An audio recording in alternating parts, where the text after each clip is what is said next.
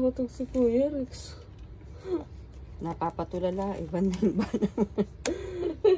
Hindi nga. 1.8. Ayun, hello mga ka-wanderer. Ito na naman po si Ria para mag-report sa inyo na ayan, ito ako ngayon sa airport. Pauwi ako dahil sa debut ng anak ko at hinatid nga ako ni Ate. 1, 2. So hinatid ako ni Ate Ina. Nandito ako sa area 6. Ay, ang open pa ng gate is around 10:15. And di ba Ate Unay, no? So ayun, kaya ito, maghahantay muna kami dahil nga may pasok pa rin naman si Ate Unay. So ayan, pauwi na rin siya maya-maya. May gusto lang akong i-share sa inyo guys, as in talagang 1 week akong ngarag, as in bonggang-bongga. Alam mo yung, Diyos ko wala na akong pahinga, tapos parang ilang 1 week na rin akong natutulog ng 1:00 or 2:00 na. Dahil kailangan kong tapusin ang dapat yung tapusin. So, ayun, tapos nung isang araw, pumunta pa ako ng Abu Dhabi, anong oras na rin ako nakauwi. Tapos, ang masakla pa doon, yung allowance, hindi ibinibigay ng at least in advance, as in talagang yung 1 day. So, ano pang mabibili ko nun?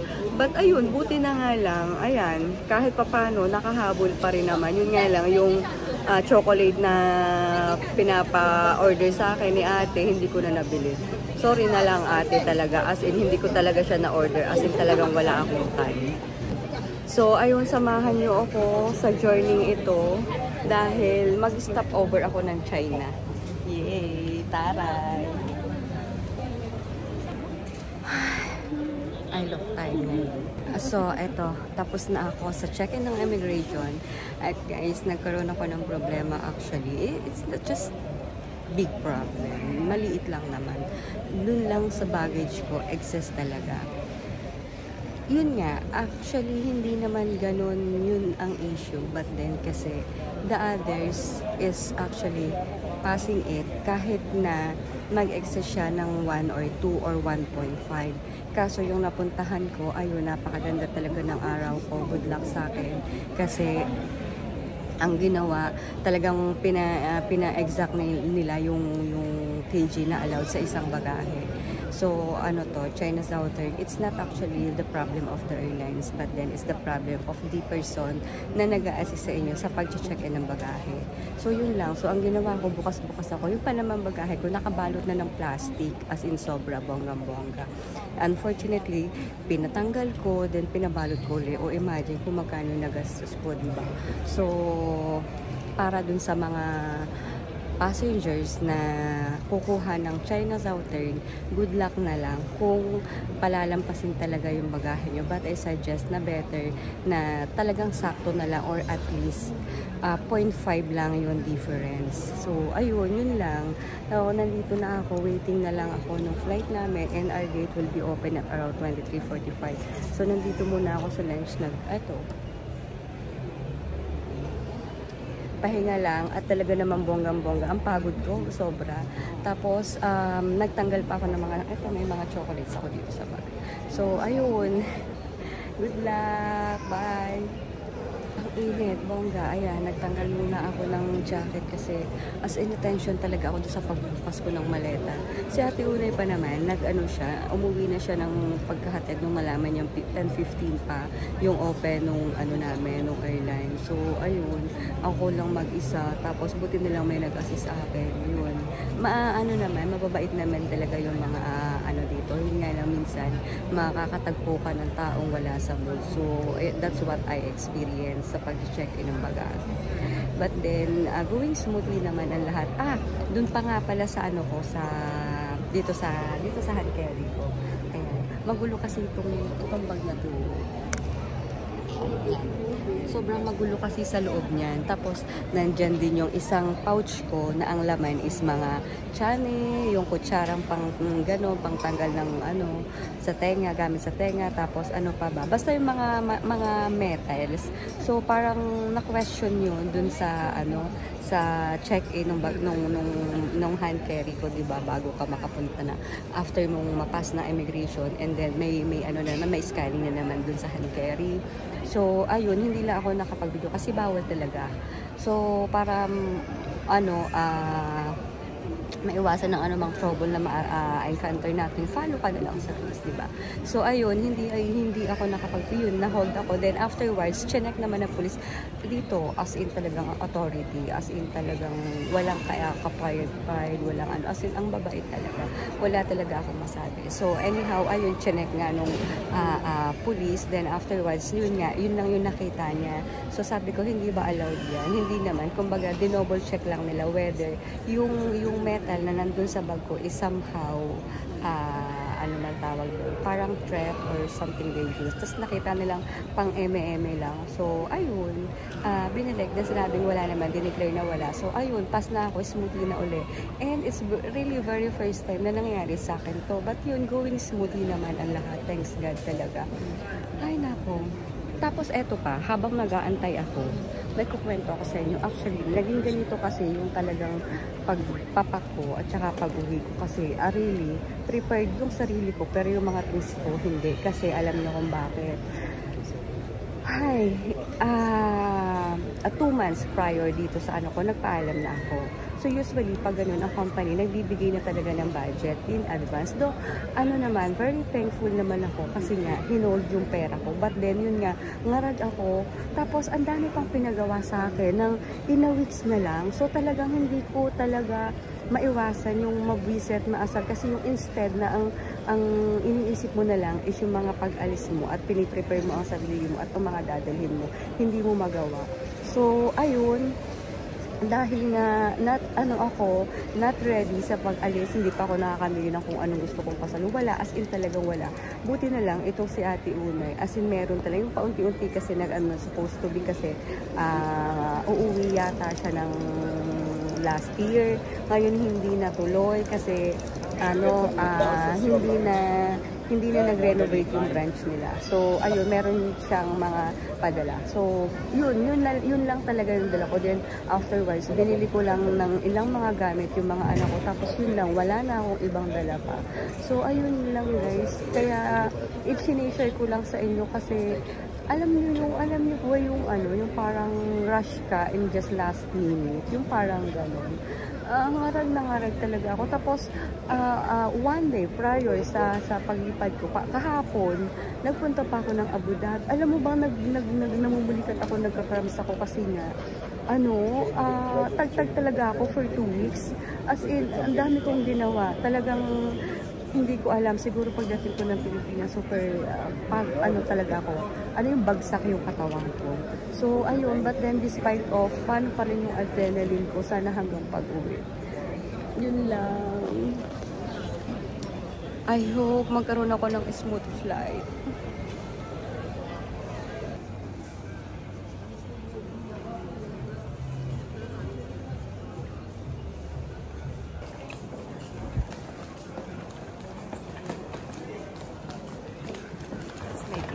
Before it. Papasok na tayo.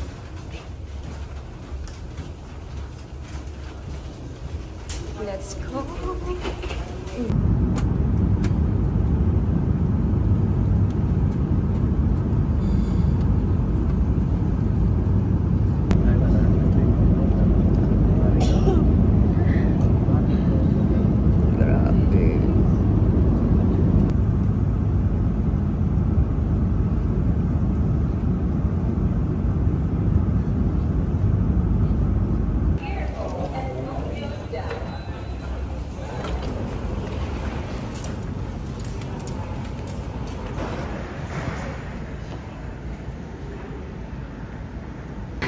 Pagod na ako.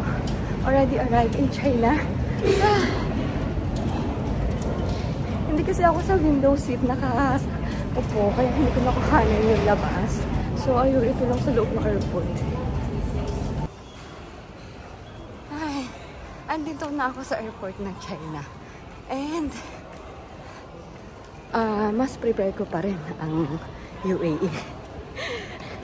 Maganda ang UAE, especially Terminal 3. But anyhow, hindi. Ang Hong Kong maganda rin.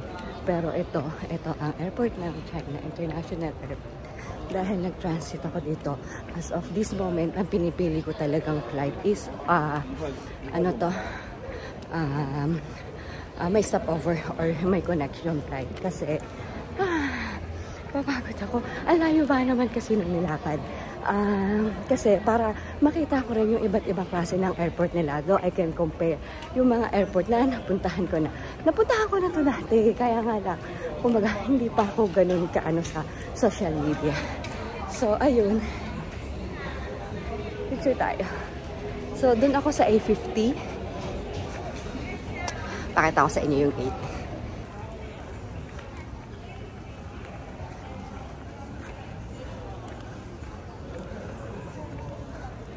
So, here it is. A50. So, pataas tayo ngayon.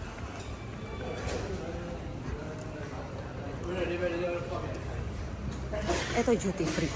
Sa Guangzhou.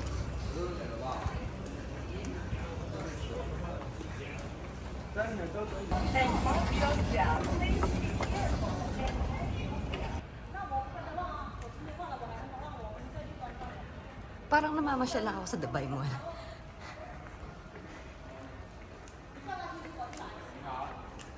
Dito ako dumaan kasi gusto ko silang makuhain. Ang ganda, diba?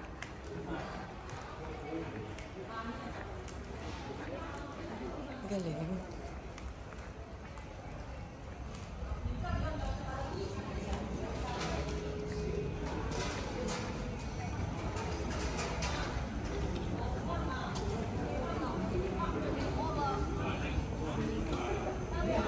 Here sa gate ko at super pagod ang lola mo.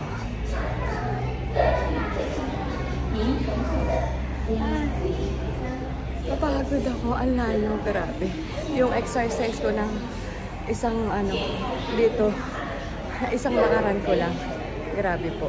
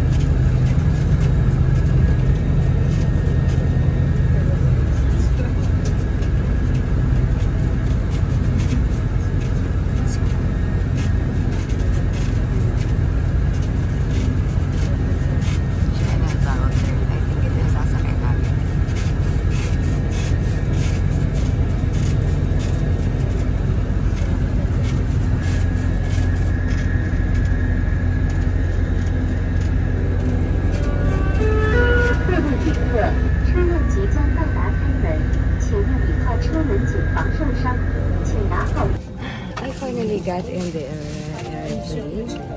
Here I am. This airplane is actually headed to Manila. From Dubai to China. Unfortunately, hindi ko alam. Antok na antok kasi ako dahil sa sobrang pagod. So somehow, pag upo ko talaga, as in nakatulog na pala ako. But then ngayon, medyo relax, pagod sa paglalakad kasi ang haba ng nilakad namin. But I got the chance na mag-video.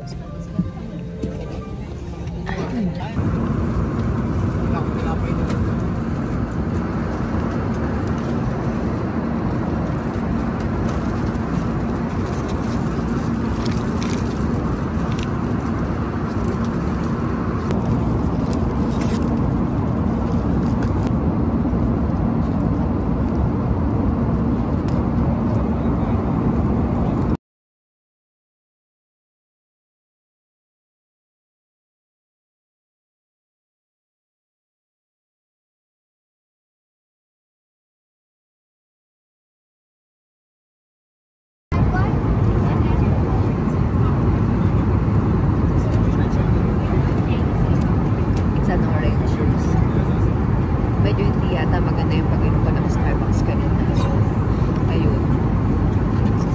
Medyo napaganda ng boses ko. But anyhow, it's lunchtime. Malapit na rin kami. Kapawanting.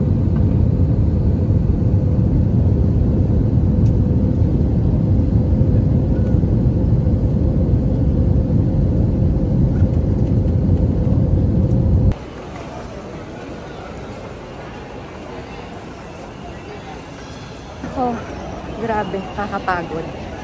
But anyhow, immigration done. Luggage claim naman tayo ngayon.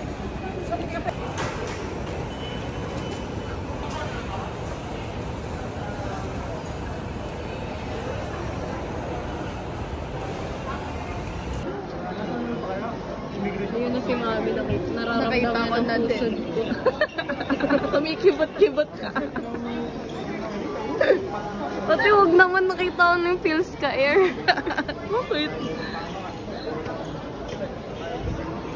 Sino iniintay mo? Lois Andalio? Pabisyoy naman. Si Rudy Boy. Ikaw naman ang kapit.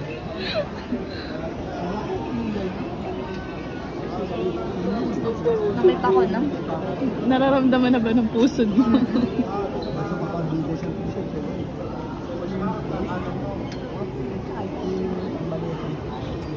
Ayan na ang...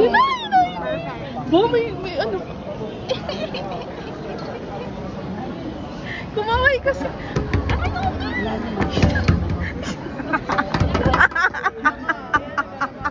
Aray ka.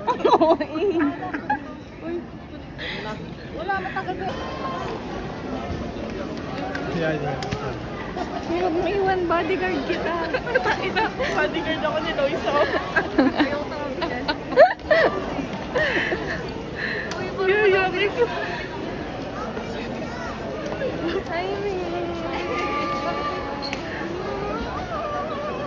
VIP ako. Thank you.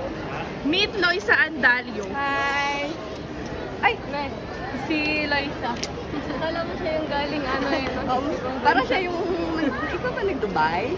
Uy, Ate Peng! Hi guys. Hi guys, nakita na po namin si Loisa.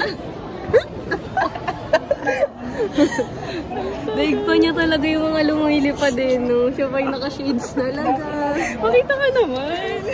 Pakita ka yung shades mo, te. Camera please. Kala mo galing Dubai. Galing lang yan, Lucena. Dalahikan lang. Dalahikan lang yan, te. Okay yung vlog mo. Ayan o. Loisa, mag-vlog ka na. Ayan si Ate Ina. Together with mga artists. Naka-fit siya. Fit? Sandali, gagantahan ko maglakad. Uy. Nakakadwa eh. Kita nga lang kasama si Ate Unay. Nag-e-expect sila. Sabi pa sa akin, andyan si Ate Unay. Ganyan sabi ko, may usapan kami noon. Ganyan. Tapos sabi nila, hindi, nandyan. Ayaw mo pa maniwala. Surprise nga nun si Banjo. Pero alam ni Banjo. Pero alam niyo. Hindi, nag-assume lang kami ni Loisa Andalio. Eh. Tapos nung araw. Loisa, taas lang ng araw, nakagabi na kaya. Papain kita dyan. Agad? Welcome to the ganyan talaga. Welcome to the Philippines. Ay, may pasok ka? Ay, ako na.